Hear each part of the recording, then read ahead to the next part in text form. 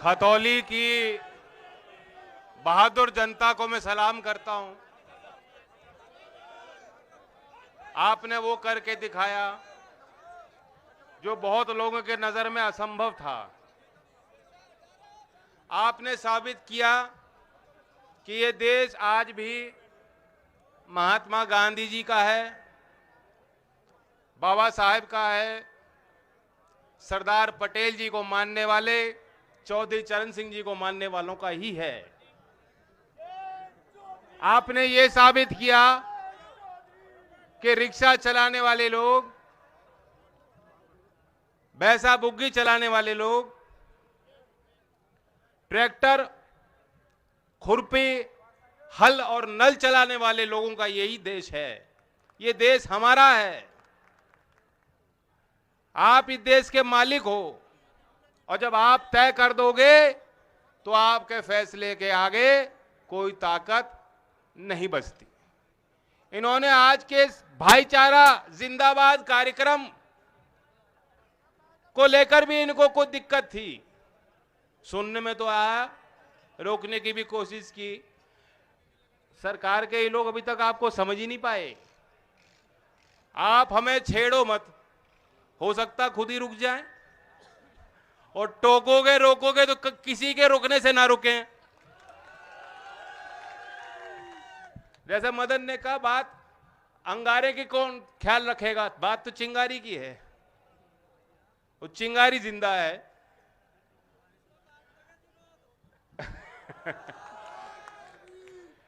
मैं कल रात को दुष्यंत जी की कविता पढ़ रहा था। मुझे लगा हमारे आपके इस अनुभव पे बिल्कुल सटीक बैठती है। सुना दूं?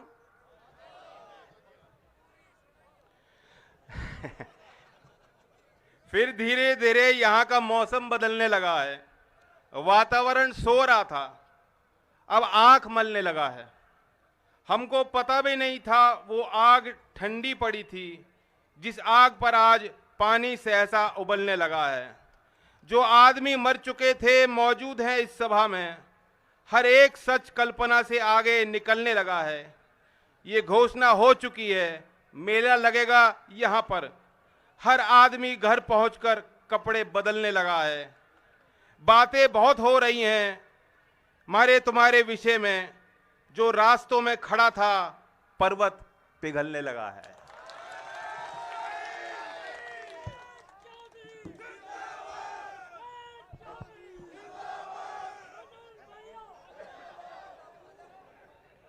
ये जीत आपकी है। आपके उस मनोबल को सलाम करता हूं। मेरे लिए बहुत मीठे अनुभव रहे। व्यक्तिगत तौर से ये चुनाव मैं हमेशा याद रखूंगा। हमारे दल के कार्यकर्ता, हमारे गठबंधन के कार्यकर्ता जिन्होंने बहुत मेहनत की, वे भी हमेशा याद रखें। 3 गांव में तो मैं हर गली हर घर तक पर्ची बांटने गया।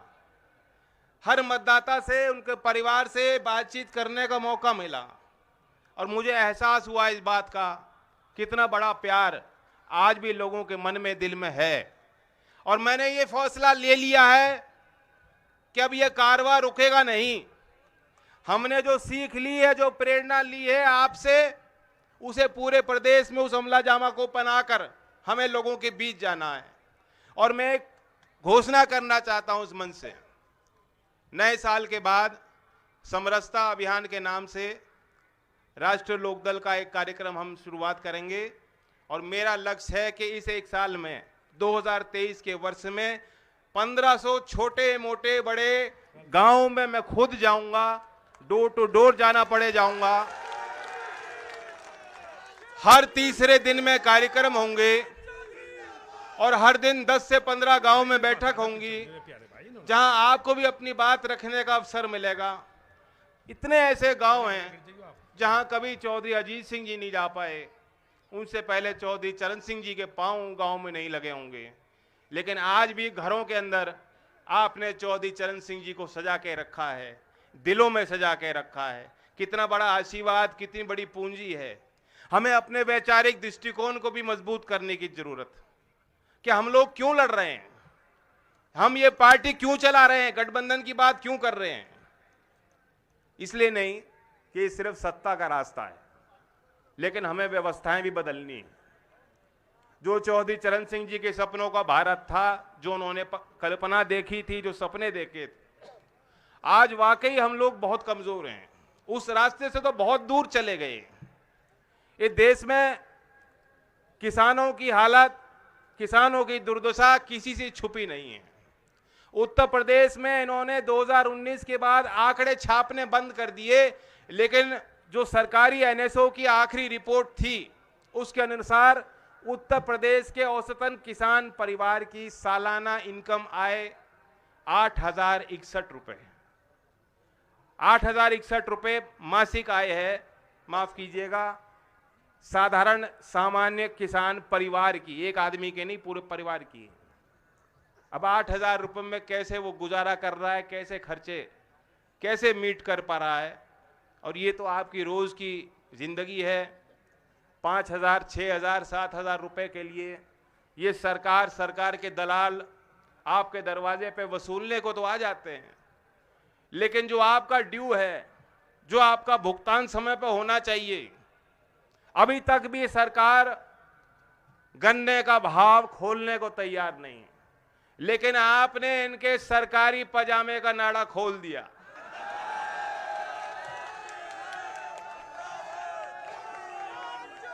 अब वो बात अलग है कि बाबा जी तो पजामा पहनते ही नहीं। आपने पोल खोल दी है।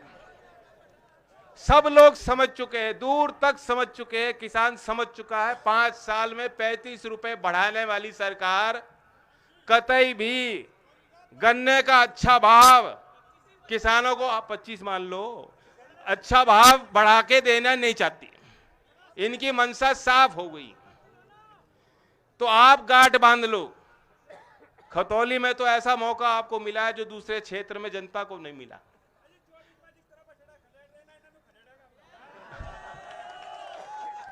बछड़ों के झुंड हो गए। अब इतना आसान काम नहीं रहा। ये इनके झुंड यहां भी आए थे, आपने यहां से तो खदेड़ दिए।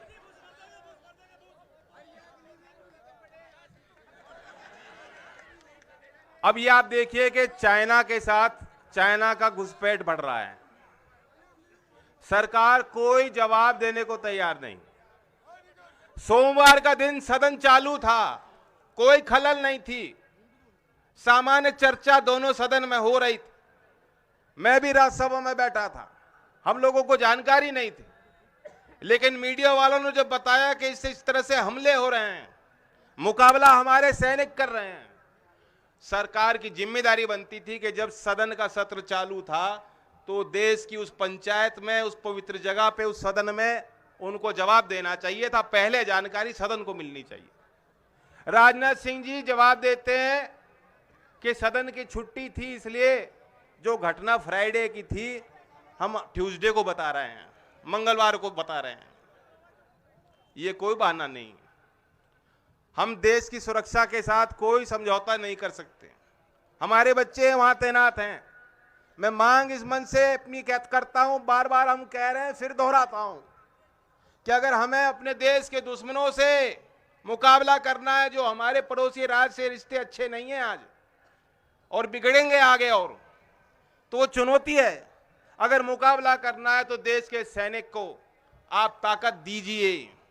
आज देश के सैनिक के लिए जो एक विश्वास और एक आस्था थी लोगों के मन में, जो हमारे गांव के बच्चे चाहते थे कि हमें वो नौकरी मिल जाए, वो वर्दी मिल जाए, उस वर्दी को पहनकर हम अपने खून को बहाने का काम करेंगे, कुर्बानी देने के तैयार हैं, शहादत देने के लिए तैयार हैं, उस भावना को उन्होंने ठेस पहुंचाई है।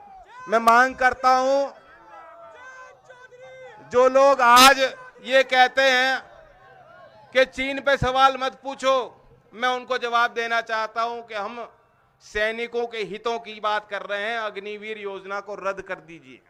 ये योजना हमें पसंद नहीं है। देश के नौजवानों को ये गले से उतर नहीं रही योजना, किसी ने मांगी नहीं, कोई समझ नहीं पा रहा। हम चाहते हैं पक्की स्थायी नौकरी आर्मी में मिले। हम चाहते हैं हर सैनिक को, उसके परिवार को उचित सम्मान मिले, उनको पेंशन मिले। जो सरकार ये कहती है कि सैनिक को पेंशन देने के लिए हमारे पास पैसे नहीं हैं, वो देश के नए पार्लियामेंट पे पैसा क्यों खर्च करती है? 5 साल में 3,500 करोड़ रुपए अपने प्रचार में, एडवर्टीजमेंट में खर्च क्यों करती है? मोदी जी के लिए 2-2 नए हवाई जहाज क्यों खरीदती है? ये मैं सवाल उनसे पूछना चाहता हूं। और एक मशहूर कवि ने कहा था ना कि तू इधर उधर की ना बात कर, मुझे बता ये कारवा क्यों लूटा, मुझे बता ये कारवा क्यों लूटा। मुझे रहजनों से गिला नहीं, तेरी रहबरी से सवाल है। तो मोदी जी अब ये कपड़ों की बात कर रहे हैं कि फलाने अभिनेता ने किस रंग के कपड़े पहने हैं। लानत है, ये दरवाजे पर चटकनी लगा के अकेले जब कमरे में होते हैं कैसी तस्वीर देखते हैं, पता लग गया देश को।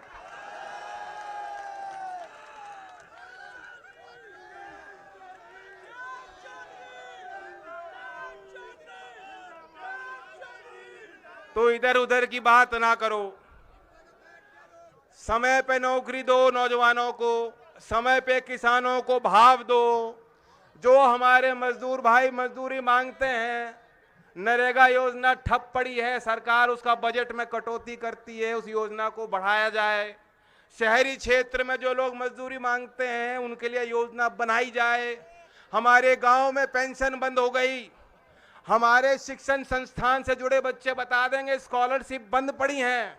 अभी मौलाना आजाद फेलोशिप के नाम पे विज्ञान के क्षेत्र में जो हमारे माइनॉरिटी के बच्चे पढ़ रहे थे, उस योजना को सरकार ने बंद कर दिया, कैंची चला दी। तमाम ऐसी बातें हैं, ऐसे मुद्दे हैं जिनको लेकर हम अब से लेकर 2024 तक जनता के बीच रहेंगे। मैं धन्यवाद देता हूं कि आपने जिस तरह से जो प्यार दिया और चुनाव बाद भी पूरा दबाव सहन किया। खानपुर की चर्चा भी मेरे पास है, एक आध प्रतिष्ठानों पे जो उन्होंने छापे मारे वो भी जानकारी हम पे है। कोई चिंता करने की बात नहीं है, किसी के साथ अन्याय होने वाला नहीं है। 23 तारीख चौधरी चरण सिंह जी की जयंती है। मैं आप सबको न्योता देता हूं, जो आ सकें किसान घाट पे, भरतपुर पे और अपने गांव में उसको मनाने का काम करें। धन्यवाद। जय हिंद, जय भारत। इंडिया प्लस न्यूज, सिर्फ वही जो सही।